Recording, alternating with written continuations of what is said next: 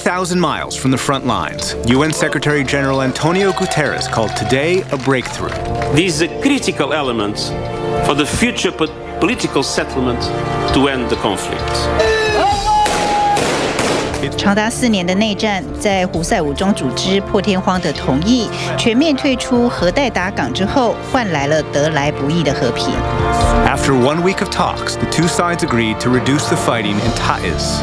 Armed Houthis will withdraw from the ports of Salif and the Ras Isa oil terminal, and most importantly, a ceasefire in Hodeidah, the epicenter of the most intense fighting and the port that accepts the vast majority of goods and humanitarian aid. We have made very large concessions, and these concessions we made are for our Yemeni people, because Hodeidah is the only remaining corridor to rescue Yemen from starvation. The UN estimates over 22 million people are in need of humanitarian assistance, and 14 million are at risk of starvation. NGOs are warning the country is on the brink of the worst famine in modern history. An ambulance screeches up to one of the few remaining hospitals in Hodeidah. What we're about to show you is incredibly difficult to watch. In the jumble of bodies, a boy in yellow searching for his mother. She's dead. Little bodies are carried in, draped in blood-soaked cloths. Everywhere, shock and blood and death. This man searching for his wife. He finds instead the body of his 3-year-old sister, Rak. It's too much to take in. My wife, he asks. In surgery. The baby is fine. A glimmer of hope, but all too quickly lost.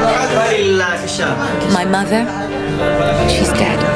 This footage was sent to CNN by the Houthi rebel-backed Ansar Allah media.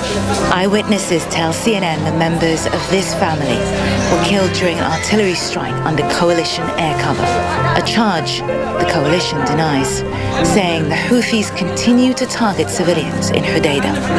This is just a glimpse into what it's like almost every night in this besieged city. Much of what was filmed here is so graphic, we're not going to show it in full.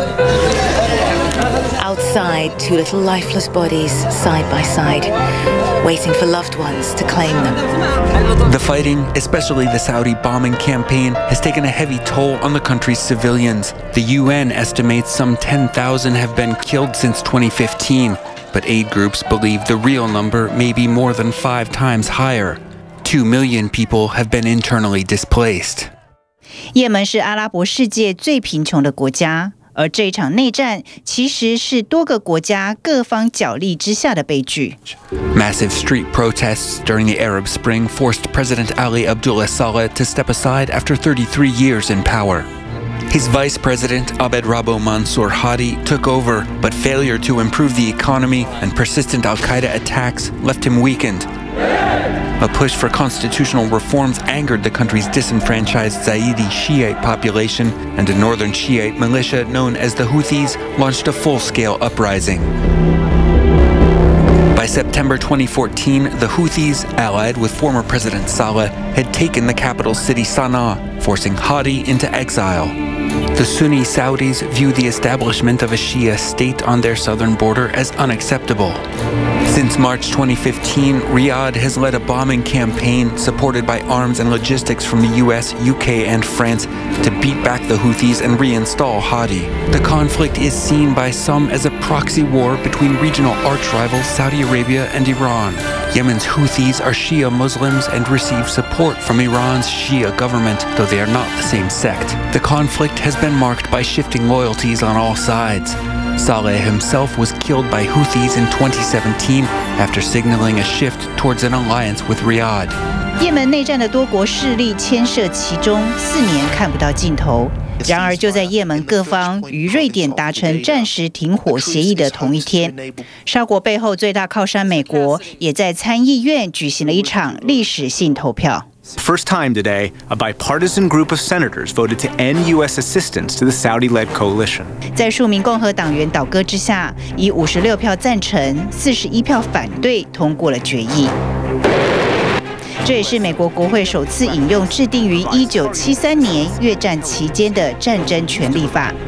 当时是国会通过此法案，是为了要限制时任总统尼克森继续对越南出兵。至于参院同一天通过的第2项决议案，则是谴责沙国穆罕默德王储应该为卡舒吉之死负责。This is now unanimously. Senators' criticism accelerated after a Saudi hit squad murdered and dismembered Saudi journalist Jamal Khashoggi. Ultimately, the Senate actions are symbolic. The House won't debate the Yemen bill, and the White House wouldn't sign it into law. 停火协议在18号凌晨生效。但是在停火前夕，仍然传出零星的炮火声响。没有人期待也门的停火协议可以平平顺顺执行，因为参战各方缺乏互信。此外，这次的停战协议并不是全国性的，包括首都沙那都不在协议范围内。至于最关键的换球行动，也尚未完成。It's hoped that last Thursday's accord, 5 years in the making, will pave the way for a wider truce when peace talks resume at the end of January.